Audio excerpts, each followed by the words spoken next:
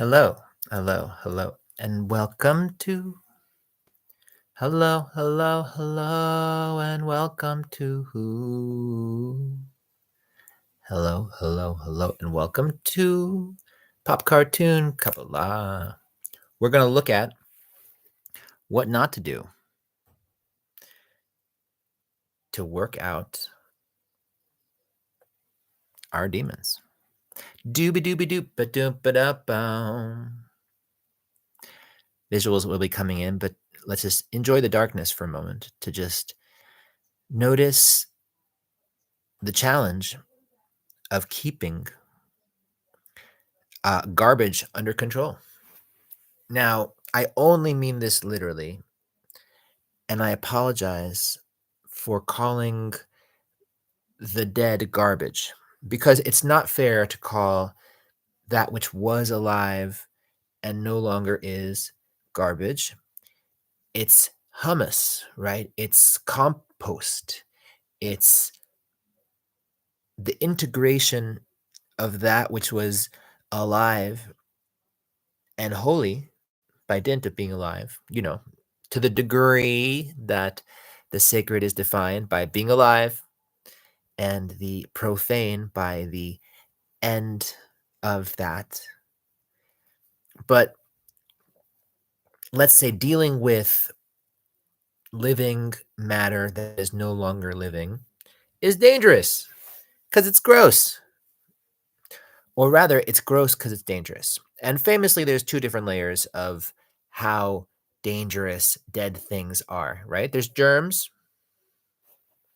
and there's karma, right? Germs have been objectively witnessed and karma only subjectively. That's all we get as far as karma.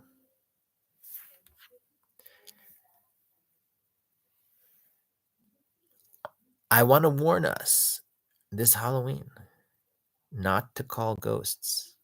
It rarely ends well, but if you did want to, it's a great time because the space between the cold and the dry, the wet and the hot, are a lot of why I think Scorpio is so Mars identified, but it's an up-rolling Mars. Let's say Scorpio is different from Aquila, the eagle that was its archaic image and is its heraldic image, let's say, on the chariot of Isaiah and Ezekiel. The face of the eagle is the Scorpio face. But a scorpion comes from below, not above. Although his tail comes from above, so you still have a sort of downward motion coming down like the rains, But you also have something coming up from below, if only for a moment. And I think that is part of why in the global tradition, Halloween is really, on the one hand, just a very narrow time of year. And on the other hand, some inherent element in the world all the time, like Christmas. And I think this is part of what Nightmare Before Christmas was about, The spooky is so inherent in being alive because life itself is confronted with the horror of death. And that is the beginning of wisdom and stories, right? Just being, no, don't want to make that mistake. Or I notice feeling haunted by that mistake. And the thing about disposal of anything that was alive, let's say fruits, bones, bugs, dust, hair, right? These are all things that need to be moved constantly away from us because if they're too close to us, they poison us, right? That's just the way we're built, man. Our shit and the stuff coming off of us, once it's no longer full of life, it is kind of a vessel for a different thing. So this is one of the big controversies, I think, with ghost summoning. If we knew that the ghosts we were summoning were ghosts, it'd be cool. They're very cool. Ghosts are very cool. I think this is generally acknowledged. Ghosts are very cool. Best ghosts are very good. They laid out a nice theology on True Detective Night Country of there's like, the dead people that communicate to you because they want you to die too, chas v'shalom, and the ones who communicate with you because they love you, and don't want you to die, and are just concerned and just like deeply invested in you. And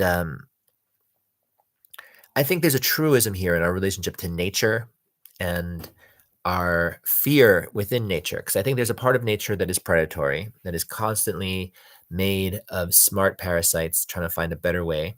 And that's the kind of, in the garden, try not to get bitten by poisonous animals, and try not to, let's say, deal too much with actual feces, especially from the predatory animals, because that feces is so full of parasites, right? That feces is so full of these tiny little hookworms and things. And that's no good, but that's not ghosts. Those are monsters. Those aren't ghosts, Those are demons, not ghosts, Those are parasites, not ghosts. Ghosts, by definition, are the holy thing that is there afterwards. And I think of this as ultimately a very big religious controversy between the Christianities and, the Judeo-Islamic tradition, where in the Judeo-Islamic tradition, ghosts are holy. If a ghost is talking, shh, it must be like the voice of a very pure force that loves you. And I think that is because in general in the East, we just are more whole with our ancestors. And in the West, we're more whole with our values. And this is a little bit the polarity from East to West that is regulated and measured by North and South. And this is itself a mystery that I do not want to get into, but it is why astrology works inside and outside.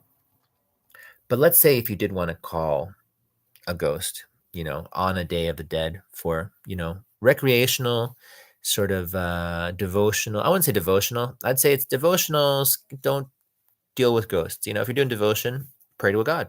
What are you wasting time with ghosts if you're doing devotion?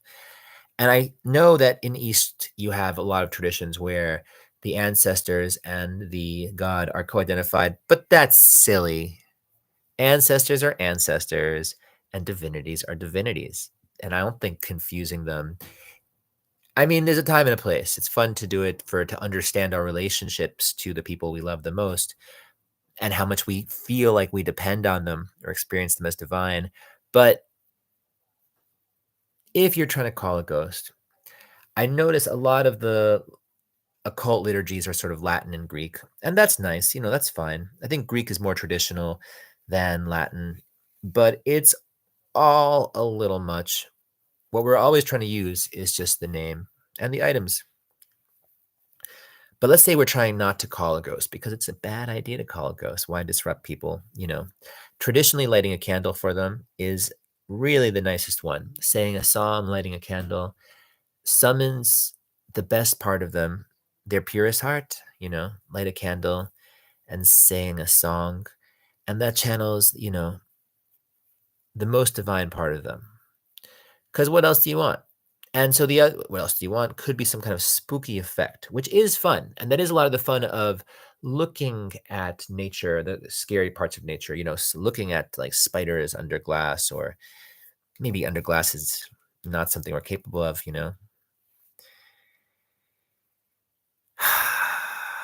Our lands are so haunted by the crimes that are history. And I don't just mean violence, but I do just mean violence. There is just how much of our garbage selves we are just dropping on the ground as ourselves, as the representative of our impact and of our souls, our smell, our aroma, our priorities. So I think the main way to have a good relationship with local ghosts is just clean up a little bit, keep the plastic off, let the living mix that is all the things that were alive be holy in the agricultural cycle, making the grasses have something what to live from, because the grasses are very bound up in the mystery of soul incarnation. And this is why we put flowers on graves, and trees, because of the thing in us that does keep coming back just as much as the springtime keeps bringing back these new incarnations of plants and predators. Next is the visual.